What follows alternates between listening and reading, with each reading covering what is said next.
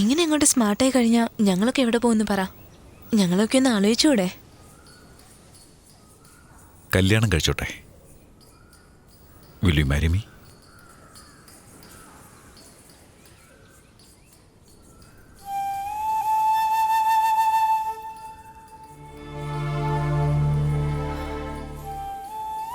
ആൾക്കാരൊക്കെ പറയാൻ തുടങ്ങിയല്ലേ? Look, I love you. നിന്നെ വേണം കല്യാണം കഴിച്ച് കൂടെ ജീവിക്കാനായി.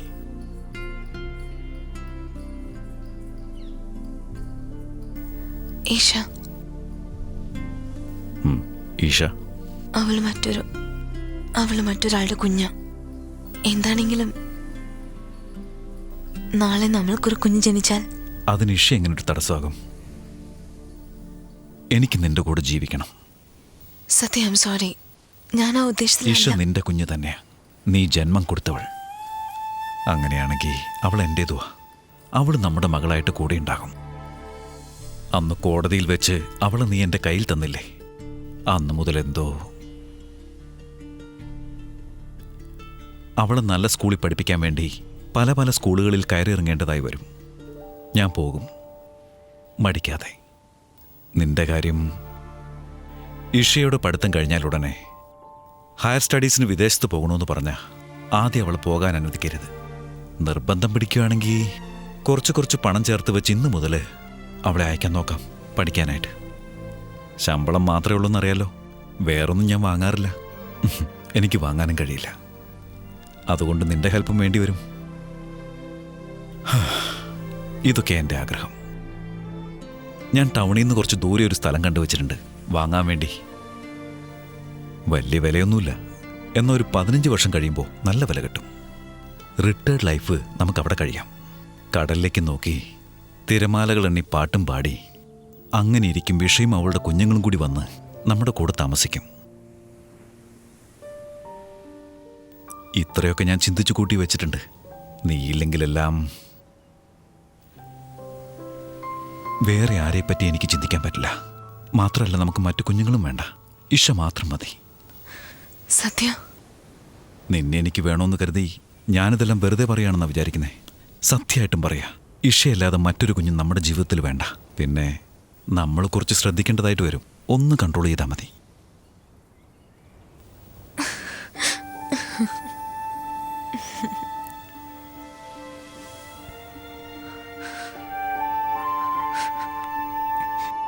ഒരുത്തനുണ്ടായിരുന്നു. അവന്റെ മുഖം പോലും എനിക്ക് ഓർമ്മയില്ല. ഇവള് ജനിക്കാൻ വേണ്ടി പോലും അവൻ കാത്തു നിന്നില്ല. നിങ്ങളാണെങ്കിൽ അതുകൊണ്ട് തന്നെ പറഞ്ഞത്. സമ്മതിച്ചൂടെ?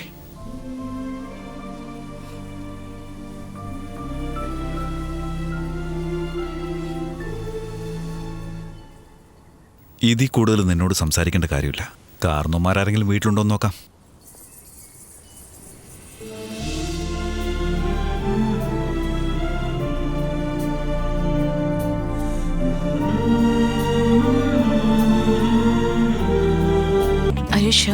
Of course. നിങ്ങൾക്ക് റെഡിയാകേണ്ടതല്ലേ?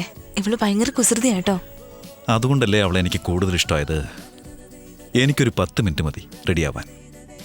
ഇവൾ എഴുന്നേൽക്കും മുമ്പേ ഞാൻ റെഡിയാകും. നിനക്ക് റെഡിയാവാൻ ഒത്തിരി സമയം വേണമായിരിക്കും. ഇവൾ എൻ്റെ കൈ തന്നെ ഇരിക്കട്ടെ. ആ ഡ്രസ്സെല്ലാം കയ്യിലുണ്ടല്ലോ. അപ്പോൾ ഓക്കെ. She'll be fine. ഒന്ന് എഴുന്നേൽപ്പിച്ചാൽ മതി, ബാക്കി കാര്യം അവൾ നോക്കിക്കോളും. ഗുഡ്. ഞാൻ അവളെ ഒരുക്കി കൊണ്ടുവരാം. I want to. നമുക്ക് രാവിലെ കാണാം. കല്യാണം.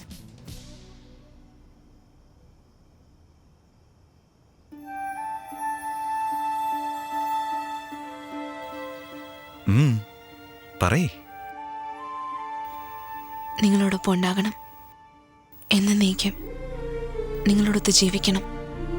കാത്തിരിക്കാൻ പറ്റുമെന്നറിയില്ല. ഈ ഒരു രാത്രിയോ? അതിനെന്നെ കൊണ്ടാവും തോന്നില്ല സത്യ. എൻ്റെ ഒരു പകുതി നിങ്ങളോടൊപ്പം ഉണ്ട്, ബാക്കി പകുതി ഞാനും എത്താം. ഞങ്ങളെ രണ്ടുപേരെയും കൂട്ടിക്കൊണ്ടു പോകൂ. അതെ, വേണ്ട. അച്ഛൻ എപ്പോഴും ഉറങ്ങിക്കഴിഞ്ഞു. അല്ലെങ്കിൽ എന്താ, നിങ്ങൾക്ക് പെർമിഷൻ വേണോ? Good night. Bye. Sweet dreams. Thanks.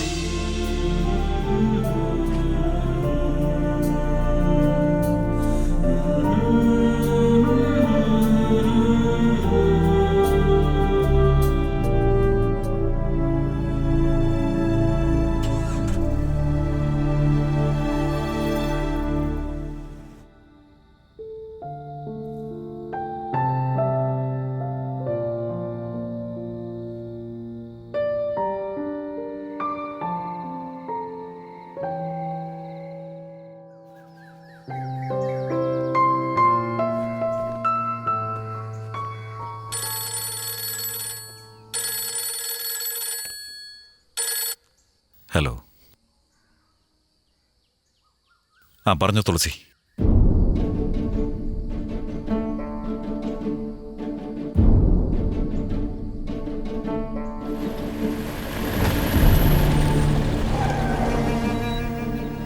ഇഷമോളെ, ഞാൻ വരുന്നവരെ വണ്ടി ഇരിക്കണം, റൈറ്റ്? ഞാൻ വേഗം വരാം.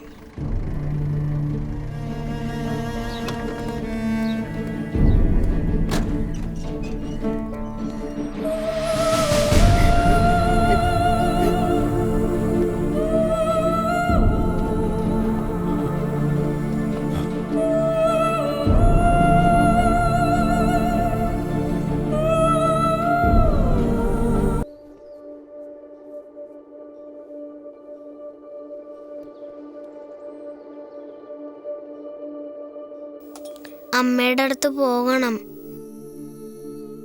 സ്വന്തം എന്ന് പറയാൻ ആരുമില്ലാത്ത ഈ കുരുന്നിനോട് അവളുടെ അമ്മയെ ഇനി ഒരിക്കലും കാണാൻ കഴിയില്ല എന്നെങ്ങനെ പറയും? ഇവക്കതെങ്ങനെ മനസ്സിലാക്കി കൊടുക്കും?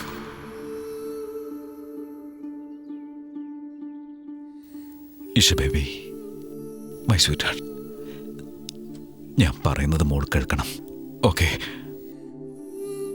അമ്മ ഇനി വരില്ല. ഒരുപാട് ദൂരെയാണ് അവൾ.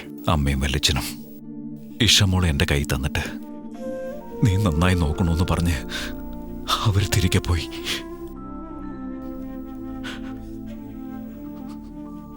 എൻ്റെ അടുത്ത് പറഞ്ഞില്ലല്ലോ. പറഞ്ഞാ നീ സമ്മതിക്കില്ലല്ലോ, അതുകൊണ്ടാ. എന്നാ ഇന്ന് കല്യാണമല്ലേ? ഇന്നലെ ഫംഗ്ഷൻ ഉണ്ടായിരുന്നു, അത് കഴിഞ്ഞിട്ടാണോ പോയത്? Somebody is getting married. Amma is getting married. Isha so lucky. പാട്ട് ഏതാ പാടണ്ടേ? ഓ, അപ്പൊ കല്യാണമില്ലല്ലേ? മോളോട് ഞാൻ എന്താ പറയാ ഇഷ? കള്ളം പറയാൻ പാടില്ലെന്ന് അമ്മ പറഞ്ഞിട്ടുണ്ട്. കല്യാണം നടക്കില്ല മോളെ. അമ്മ വരില്ല, ഇനി ഒരിക്കലും വരില്ല.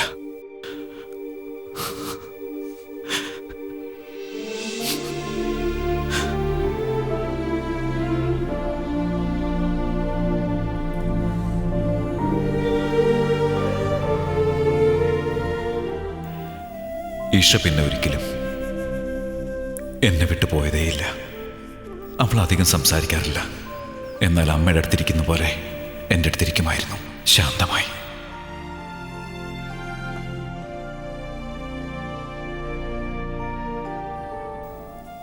എൻ്റെ ഹേമാനികയെ കൊന്നതാരാണെങ്കിലും അവനെ കണ്ടുപിടിച്ച് തീർക്കണമെന്നായിരുന്നു എൻ്റെ മനസ്സിൽ. എന്നാൽ ഇഷയെ ഉപേക്ഷിച്ച് പോകാൻ എനിക്ക് കഴിഞ്ഞില്ല. പോകാൻ പാടില്ലെന്ന് എൻ്റെ മനസ്സ് പറഞ്ഞു. ഹേമാനിക ഒരിക്കലും അവളെ തനിച്ചാക്കിയിട്ട് പോയിട്ടില്ല. ഏതു നേരവും അവളുടെ കൂടെ തന്നെ.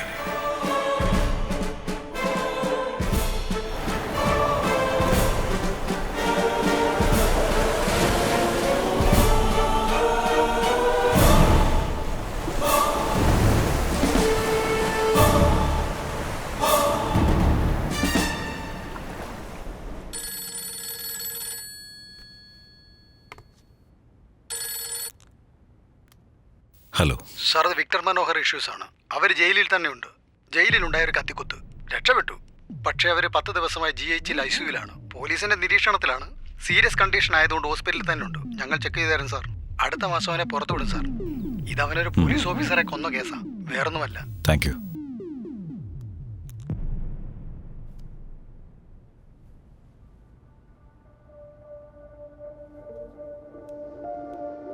എന്തുപറ്റി? പേടി തോന്നുന്നുണ്ടോ? ഞാനില്ല ഇവിടെ, ഉറങ്ങിക്കോ.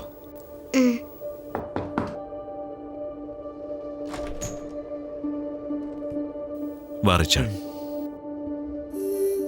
ഞാനൊന്ന് പുറത്തു പോകുക. തിരിച്ചു വരാൻ കുറച്ച് താമസിക്കും.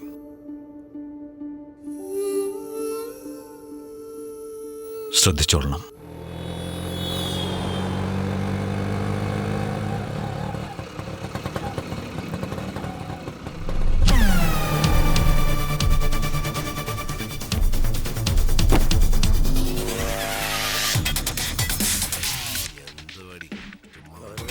ഇപ്പൊ സമയത്തായെന്ന് അറിയാവോ?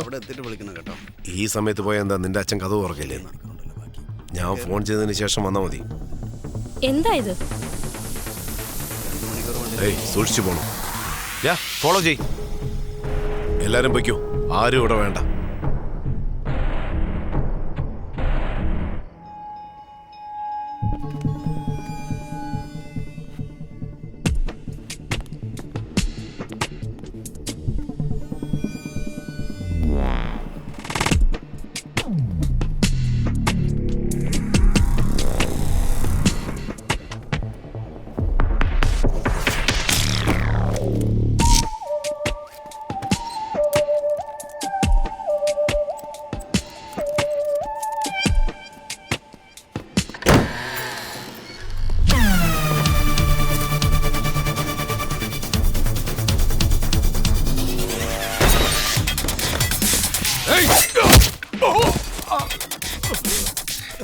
നിന്റെ ദേഷ്യം എന്നോടോ? എന്തിനാടാ എന്റെ വീട്ടിൽ കയറി വന്നത്? നിനക്ക് തെറ്റിപ്പോയി രാജ്, ഒരുപാട് വലിയ തെറ്റ്. എടാ, ആരയച്ചത്? അതോ നിന്റെ ഇഷ്ടത്തിന് വന്നോ? പറയടാ. സത്യ, നീ എന്തിനുള്ള പുറപ്പാടാ? ഒന്ന് ചിന്തിച്ചിട്ട് വേണ്ട എല്ലാം കൈകാര്യം ചെയ്യാൻ. ഇപ്പൊ എന്റെ കാര്യം നോക്ക്, എല്ലാം നിന്റെ അടുത്ത് പറയുന്നു വിചാരിക്കുന്നുണ്ടോ? പറഞ്ഞാ നീ അപ്പൊ തന്നെ ഷൂട്ട് ചെയ്തിട്ട് പോവില്ലേ? നിന്നെ ഷൂട്ട് ചെയ്തിട്ട് പോകാൻ വേണ്ടി തന്നെയാടാ വന്നത്, നീ പറഞ്ഞില്ലെങ്കിലും. അയ്യോ, അപ്പൊ ഞാനത് ചെയ്തത് നിനക്കെങ്ങനെ അറിയാം? ആ പെണ്ണിന്റെ ആത്മാവ് ശാന്തി അടയണ്ടേ? വെറുതെ വിടരുത്.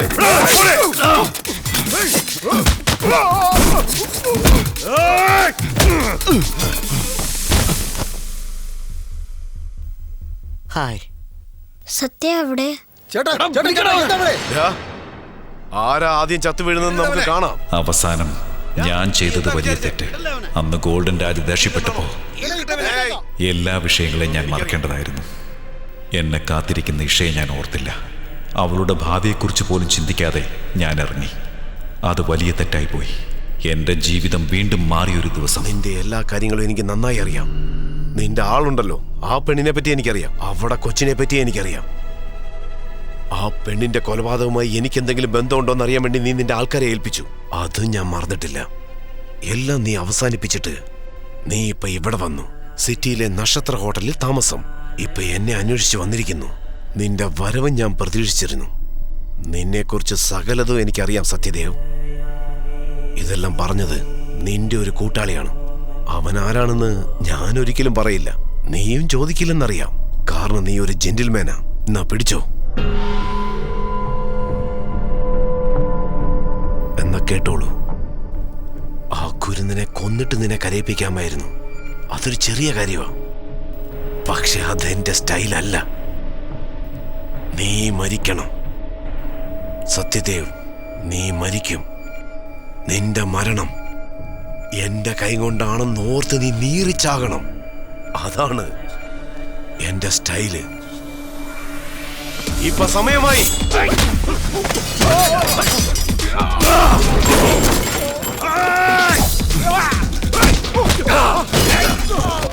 അവരെ വെട്ടിക്കൊല്ല്.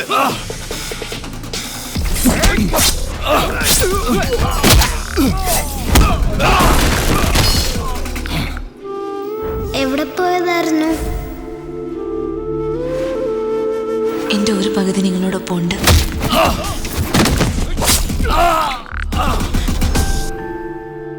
Go to sleep.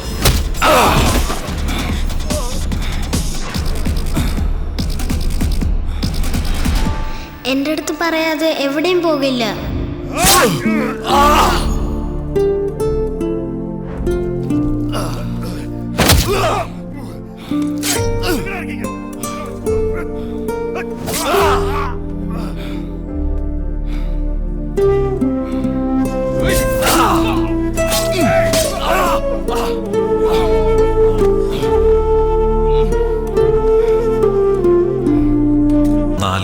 ശേഷം ഇഷയും ഞാനുമായി വീട്ടിലേക്ക് തിരിച്ചെത്തി. കാരണം എന്താണെന്ന് വെച്ചാൽ അവൾ ഓരോന്നും തിരിച്ചറിഞ്ഞു തുടങ്ങി. അന്ന് വൈകുന്നേരം ഒരു സംഭവം നടന്നു. അതെന്ത്, ഞാൻ ആര്, ഞാൻ എന്തായിരുന്നുവെന്ന് എന്നെ ഓർമ്മപ്പെടുത്തി. ആ ദിവസം വീണ്ടും എന്തൊക്കെയോ ചെയ്യണമെന്ന് എൻ്റെ മനസ്സ് പറഞ്ഞുകൊണ്ടേയിരുന്നു. കുടിക്കാതെ കുടിച്ചവനെ പോലെയായി ഞാൻ. എൻ്റെ മനസ്സിങ്ങനെ പറഞ്ഞു, ഭൂമിയിൽ ജീവിക്കേണ്ടവൻ ഏതും തരണം ചെയ്യണം. മനസ്സിൽ കാണാത്തത് പലതും. ശരവണൻ, എന്തു പറ്റി ശരവണ? എന്റെ മോള് കാണുന്നില്ല. തട്ടിക്കൊണ്ടുപോയി. 24 മണിക്കൂറായി. ഒരു വിവരവും കിട്ടിയിട്ടില്ല. പണത്തിന് വേണ്ടിയല്ലെന്ന് മനസ്സിലായി. പോലീസിൽ കംപ്ലൈന്റ് കൊടുത്തിട്ടുണ്ട്. അവർ തിരക്കുന്നുമുണ്ട്. പക്ഷേ ഇന്ന് 2 ദിവസമായി. എനിക്ക് പേടിയാകുന്നില്ല. നീ തിരിച്ചു വന്നതായി ഞാൻ അറിഞ്ഞു. നിന്നോട് പറയണമെന്ന് തോന്നി. നിനക്കെന്തെങ്കിലും ചെയ്യാൻ കഴിയുമോ? പറയൂ സത്യ. പേര് നിരഞ്ജന അല്ലേ? അവൾക്ക് 15 വയസ്സ്, റൈറ്റ്? ഏയ്,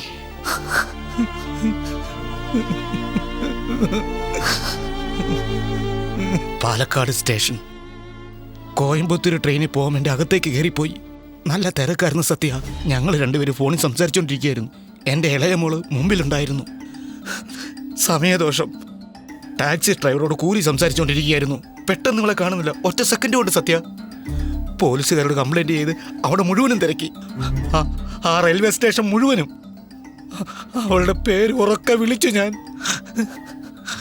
അവളെ കണ്ടില്ല സത്യ. പോലീസ് ഓഫീസർ ആരാ? ACP John Amalnath. നിനക്കറിയാമോ? ചോദിച്ചു നോക്കാം. 1-2 പേരെ വിളിച്ചു നോക്കട്ടെ. സത്യ, നീ ഉപേക്ഷ വിചാരിക്കരുത്. എടാ, നീ ആരാണ്? നീ അവളെ കണ്ടുപിടിക്കുന്ന എനിക്കറിയാമടാ. സഹായിക്ക് പ്ലീസ് സത്യ, പ്ലീസ്.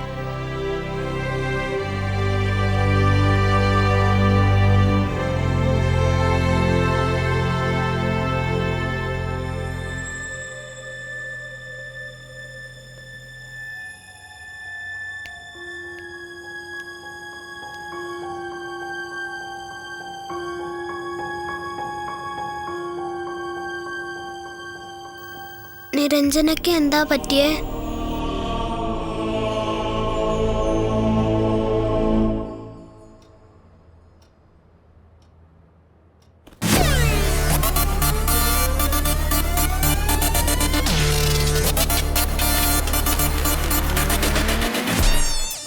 കണ്ടുപിടിച്ച് അവളെ വീട്ടിലേക്ക് കൊണ്ടുവന്നാലോ?